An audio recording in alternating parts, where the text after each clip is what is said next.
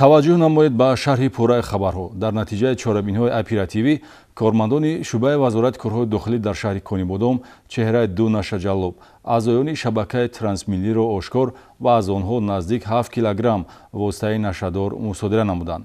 Айни ҳол мақомоти милитсия фарзияи робитаи дигар нафарон ба ин ҳодисаи ҷиноятиро коркард намуда истодааст.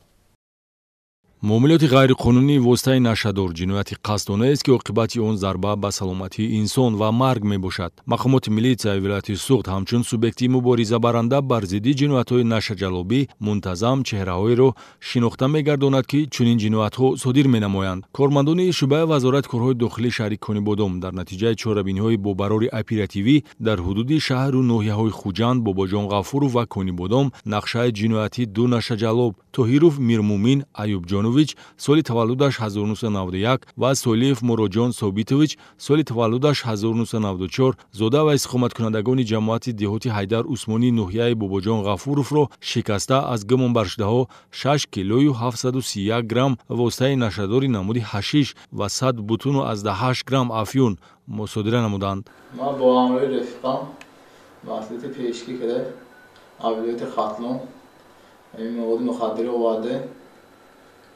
шаҳри Конибодом дастгир шудам. Фиресташ ҳамин ҳабс буд.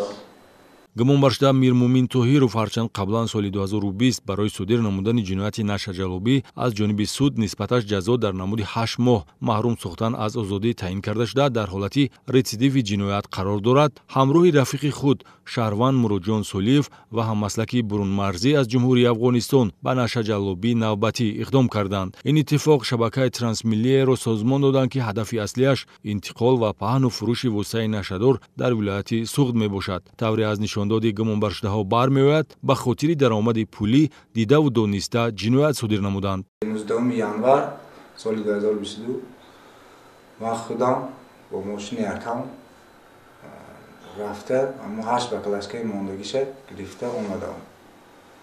бо ҳамун овардам рефиқамро инҷома додам. чӣ манфиат медидед шумо? манфиат ҳамин ки ҳамин бороро бояд фурӯшад мада 20,000 сомон пул диҳад.